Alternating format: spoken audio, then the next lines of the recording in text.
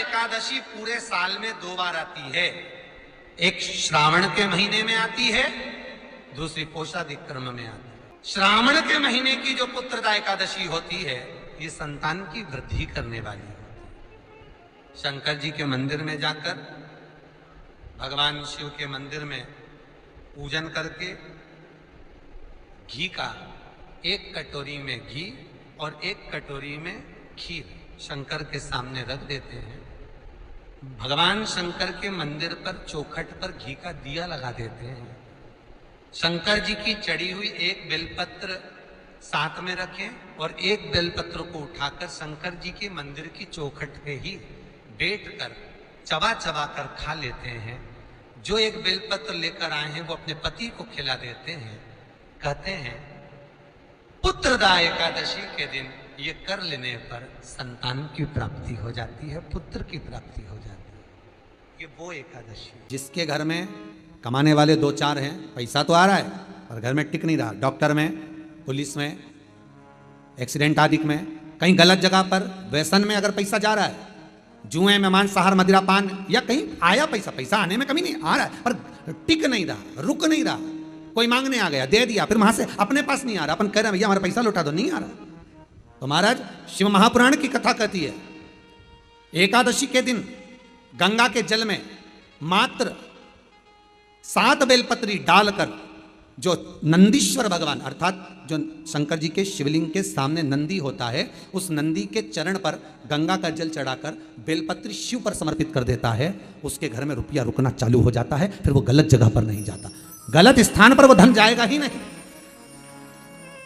बेटा अगर व्यसन में पड़ा हुआ है, मदिरापान में पड़ा हुआ है, मांसाहार में, जुए आदि में जा रहा है, तुम्हें लग रहा है कि मेरा बेटा गलत मार्ग पर जा रहा है, ये मित्र दोस्ती गलत हो रही है, वो सही जगह पर आ जाए।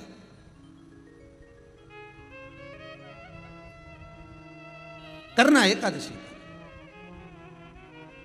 कई लोग इसको धन के लिए भी करते हैं, संपदा के लिए। संपदा के लिए अर्थात जिसका व्यापार नहीं चलता, जिसके घर में पैसा नहीं आता, या नौकरी नहीं लग रही, या सर्विस नहीं लग रही, आप अप्लाई कर रहे हो, जगह जगह जाकर इंटरव्यू भी दे रहे हो और पैसा नहीं आता, तो उसके लिए भी प्रयास किया जाता है। पर उसके लिए यहाँ पर जो धन के लिए करते हैं, उसके लिए विष्णुपदी के लिए करते हैं। मतलब जैसे गंगा के जल में तुलसी के 11 पत्ते डाले जाते हैं।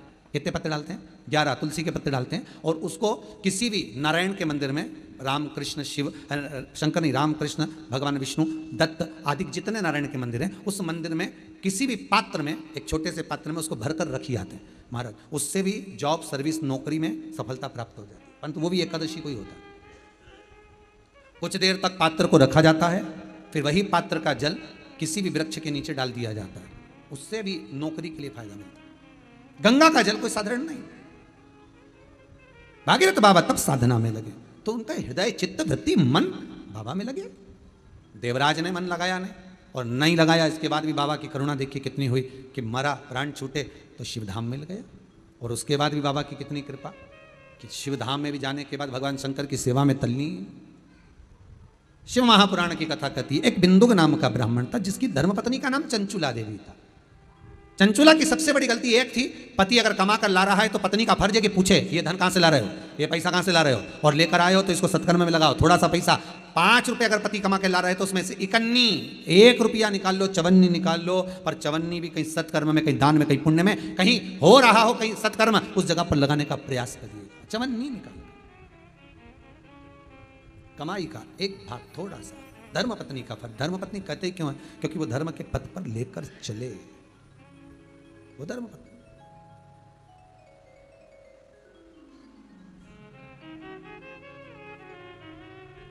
पैसा, धन ज़्यादा आने लगे तो पत्नी को कहना चाहिए कि देखो थोड़ा बहुत मेरा मन है, शिव महापुराण की कथा हो जाए, या फिर कहीं सत्कर्म में लग जाए, कहीं ब्राह्मण भोज, साधु भोज, सन्यासी भोज, गुरुजन में, संत जन में, साधु जन में, तपस्वी जन में कहीं लग जाए।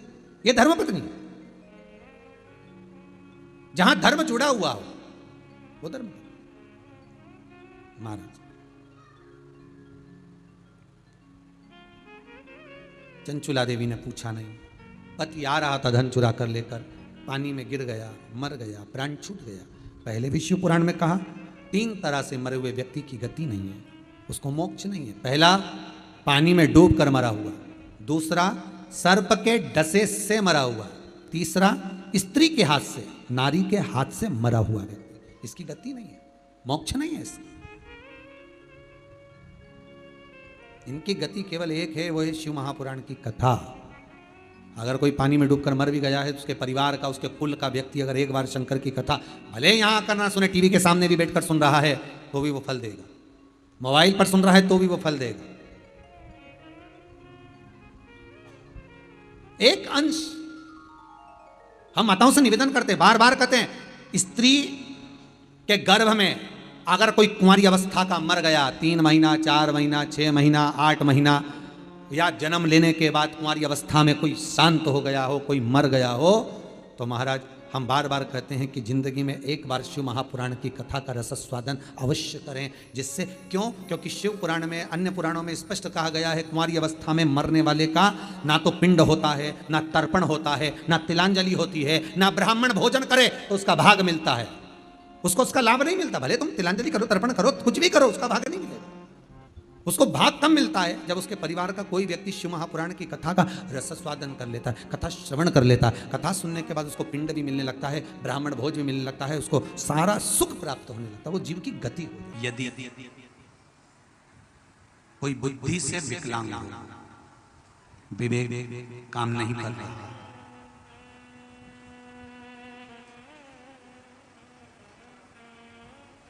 अगर विवेक काम ना कर रहा हो, माइंड से कोई कमजोर हो, तो जब स्वधा के नाम से आप शंकर भगवान को जल समर्पित करें, स्वधा स्वधा कहकर उस जल को समर्पित करें, तो पितरों का स्मरण कर कर वही स्वधा को समर्पित किया गया जल, जिसको विवेक की तकलीफ होती है, बुद्धि की तकलीफ होती है, अपने पितरों का, अपने पूर्वजों का स्मरण कर कर उस जल को उस विवेकहीन व्यक्ति के दोनों भुकुटियों के पास में लगा देना चाहिए, थोड़ा सा। जैसे एक पत्र में आया है,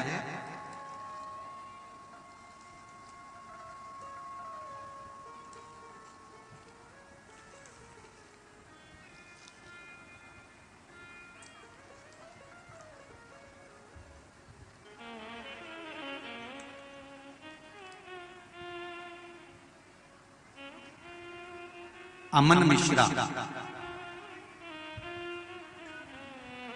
24 घंटे यहां पर सेवा दे रहे हैं।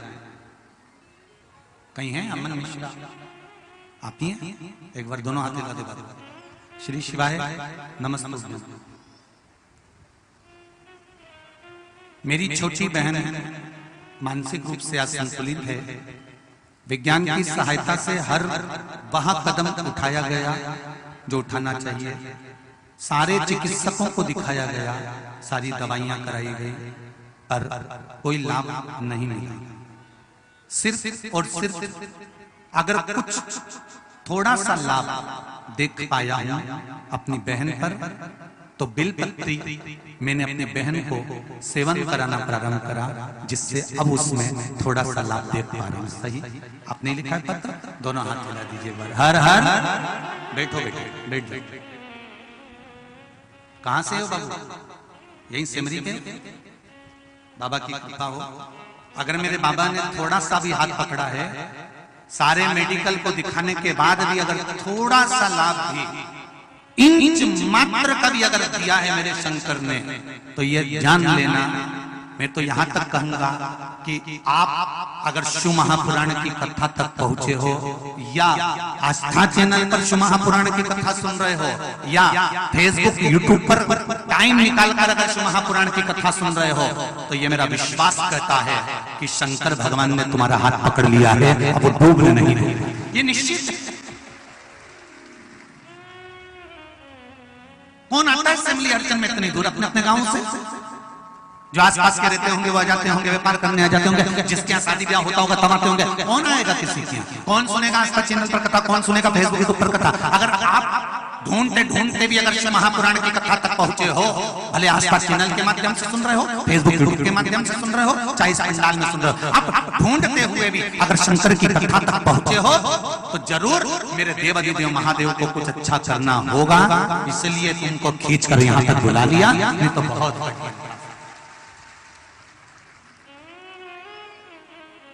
कहीं मेरे देवादिदेव महादेव को करना होगा। इंच मात्र भी अगर थोड़ा सा उसने हाथ पकड़ा है तो वो कृपा जरूर करेगा, वो जरूर कृपा करेगा। मैंने तेरे ही भरोसे ओ बाबा तेरे ही भरोसे हवा बिच उड़ती जावांगी बाबा डोर तो छठी में कटी जावांगी ओ बाबा मेरी बदन भोले मेरी बदन हवा बिच उड़ती जावांगी बाबा डोर हतो छठी में कटी शिव ने मेरे हाथ पकड़ा है, मेरे शंकर ने, मेरे ओघड़दानी ने, मेरे त्रिकालदर्शी ने, मेरे कैलाशी अविनाशी ने अगर हाथ पकड़ा है तो वो छोड़ेगा नहीं।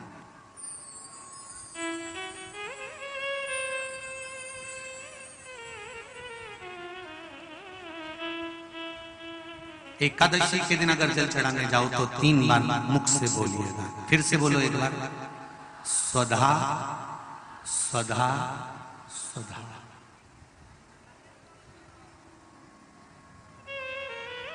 ज्यादा पितृदोष हो, ज्यादा तकलीफ चल रही हो, बहुत ज्यादा कष्ट में हो तो शिव मंदिर में बैठकर या घर के मठ का परिंदा या पूजन वाली जगह पर बैठकर 12 श्लोक का सुधा स्तोत्र का पाठ भी कर सकते।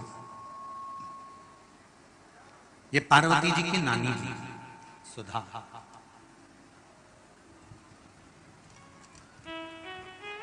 जो भगवान शिव का अभिषेक करना, पूजन करना, अर्चना करना, मंत्र जाप करना, स्मरण करना, नित्य प्रति शिव पूजन में डूबी रहना, इनका एक ही काम था। थी पितरों की पत्नी,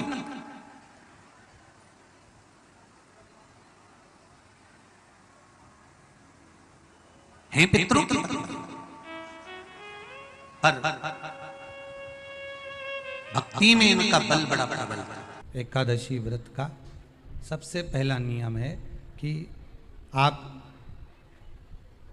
जिस दिन व्रत करो उसके एक दिन पहले भक्ति का संचार इस हृदय में कर लो। भक्ति का संचार इस हृदय में कर लीजिए। जिस दिन आप व्रत करो, जैसे एकादशी का व्रत कर रहे हो तो दशमी के दिन शाम का समय जब आवे, रात्रि जब होने लगे, शाम का समय आवे और रात्रि का आप जब भोजन ग्रहण करो तो उस भोजन में कोई ऐसा पदार्थ ग्रहण मत करिए जिस पदार्थ के कारण आपकी एकादशी बिगड़ जाए।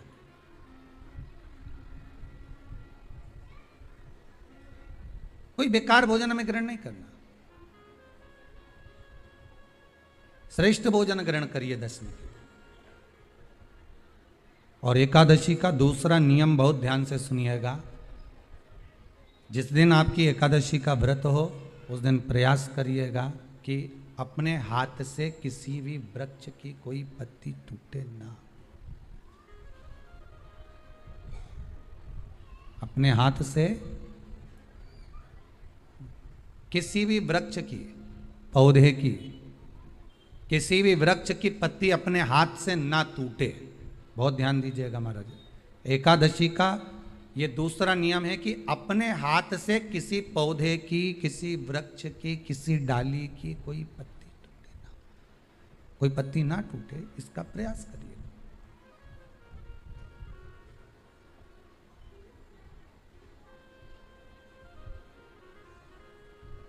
कितना सुंदर व्याख्यान कहा है, कितना सुंदर वर्णन है महाराज कि मात्र एकादशी का व्रत कर लेने पर, मात्र एकादशी का व्रत कर लेने पर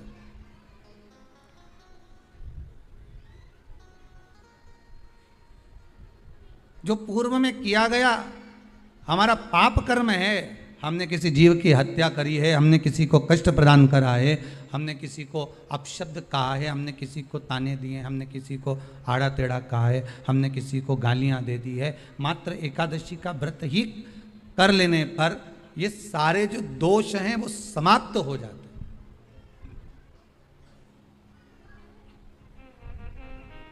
सारे दोष हमारे समाप्ति पर आ जाते हैं।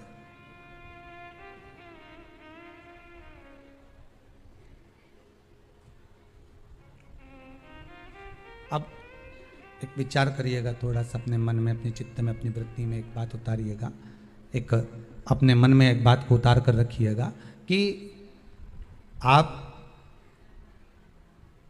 अपने पाप को, अपने पाप कर्म को जिस दिन छिन्न करने वाले हो, समाप्त करने वाले हो, अपने पाप को आप जिस दिन समाप्ति पर लेकर जा रहे हो, तो उसके एक दिन पहले आपको प्रसन्नता होना चाहिए कि नहीं होना चाहिए कि कल मेरा पाप कटने वाला है, कल मेरा पाप समाप्त होने वाला है। जो मैंने पाप कर्म करा है वो समाप्त होगा, जो मैंने पाप कर्म करा है वो कल समाप्त हो जाएगा। तो एक दिन पहले आपके चेहरे पर प्रसन्नता हो कि ना हो?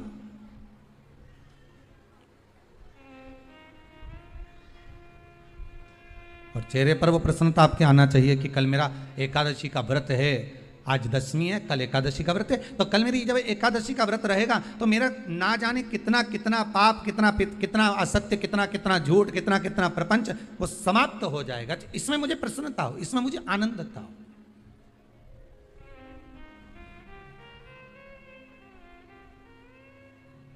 तो क्या कहा गया कि प्रयास करिएगा कि एकादशी के दिन कोई वृक्ष की, कोई डाली की, कोई कोपल की कोई पत्ती ना तोड़ी जाए। क्यों? तो कहा अगर उस पत्ती को हम तोड़ देते हैं, वृक्ष की पत्ती को या क्यारे में लगी हुई कोई डाली की पत्ती को हम तोड़ देते हैं तो एकादशी का पुण्य फल प्राप्त नहीं होता, एकादशी का कोई फल हमारे खाते में नहीं जाता, पुण्य फल प्राप्त। अब फिर भले तुम चाहे तुमने मोरधन खाया हो, चाहे तुमने फिर चिप्स खाई हो, चाहे तुमने फिर व्रत का कितना ही सामान खा गए हो और तुमने सोचा कि आज मेरी एकादशी है, तो फिर उसका कोई फल प्राप्त नहीं है, उसका कोई सुख प्राप्त नहीं है आपको, फिर उसका कोई आनंद प्राप्त नहीं है आपको, फिर उसमें कोई आनंद की अनुभूति आपको नहीं मिली। एकादशी कौन है? कहां से प्रकटी है? माया? नहीं, एकादशी है कौन? क्यों इसकी इतनी प्रधानता है? क्यों इसकी पुण्यता है? ऐसा क्या है एकादशी में जो इसकी पुण्यता मानी जाए? कौन है ये जो भगवान नारायण तक एकादशी का व्रत करते हैं? सुभद्रा जी को भगवान जगन्नाथ ने, जगदीश ने एकादशी का व्रत कराया था। बद्रीनारायण भगवान को माता लक्ष्मी ने एकादशी का व्रत कराया था। क्यों? चंद्रायण एकादशी व्रत की माता। एकादशी है कौन? तो कहा जिसको व्रत करने पर भगवान नारायण भी जिसका व्रत करते हो, भगवान माता लक्ष्मी जिसका व्रत करती हो, वो एकादशी है कौन? तो शास्त्र वर्णन करता है महाराज, स्कंद पुराण का सुंदर चातुर्मास्य खंड के अंतर्गत वर्णन आया है महाराज। एक बार भगवान विष्णु आनंद में विराजमान थे, पद्मावती और माता लक्ष्मी दोनों उनके पास में विराजी हुई थी, दोनों बैठी। भगवान लक्ष्मी और पद्मावती दोनों बैठी, एक सिर के पास, एक चरण के पास। कुछ समय बाद वहीं पर ब्रह्मदेव का आगमन हुआ और ब्रह्मा जी आगमन पाकर भगवान नारायण पद्मावती से लगकर उठे और उठकर लक्ष्मी की ओर झुके। झुकने पर इन तीनों के समागम से भगवान नारायण के हृदय चित्त से एक कन्या प्रकट हो गई। उस कन्या का नाम एका था। क्या नाम था? एका। अब 10 उसके गुण इतने प्रबल थे, वो 10 गुण उसके बड़े प्रबल थे कि वो एका जिसको निहारती थी उसको संपदावान बना देती थी, जिसको देख लेती थी उसके जीवन में वो आनंद की अनुभूतियां करा देती थी। एका जिस मार्ग से जाती थी उस मार्ग के द्वार खोल देती थी। एका का पुण्य इतना पुण्य प्रखर। पद्मावती और लक्ष्मी ने कहा महाराज ये बेटी आपके द्वारा निर्मित हुई है, इसका कन्यादान करना चाहिए। हमारे यहाँ हिंदू धर्म में रीति है, जिस दिन कन्यादान करा जाता है उस दिन व्रत रखा जाता है। अब आजकल रखते कि नहीं रखते मालूम नहीं, और कन्यादान करते समय व्रत रखा जाता है। व्रत रखना, एका का कन्यादान करना है। भगवान बोले कन्यादान करें, किसको दें? एका किसको दी जाए? एका प्रदान किसको करी जाए? पुण्यता किसको दी जाए? भगवान नारायण ने उसी समय लक्ष्मी और पद्मा से पूछा, तुम बताओ। पद्मा लक्ष्मी दोनों एका से पूछी, एका बताओ इसका पुण्य, हम आपका हस्त कमल आपको प्रदान किसको करें, हम किसको दें? एका कहती है पिताजी, भगवान से कहती है नाथ कृपा करिएगा मेरे को, अगर प्रदान करना चाहती हो, अगर मुझे देना चाहते हो तो एक काम करो, एक काम करो। यदि आप देना चाहते हो तो भगवान एक काम, माता ने कहा कि पिताजी अगर कुछ देना चाहते हो तो ऐसी कृपा करो, संसार के मनुष्य अगर मृत्यु लोक में आकर के अंदर 2 एकादशी का भी पुण्य भाग अगर ग्रहण करते हैं तो ये एका उनकी होती है और वैकुंठ का राह खोल देती है।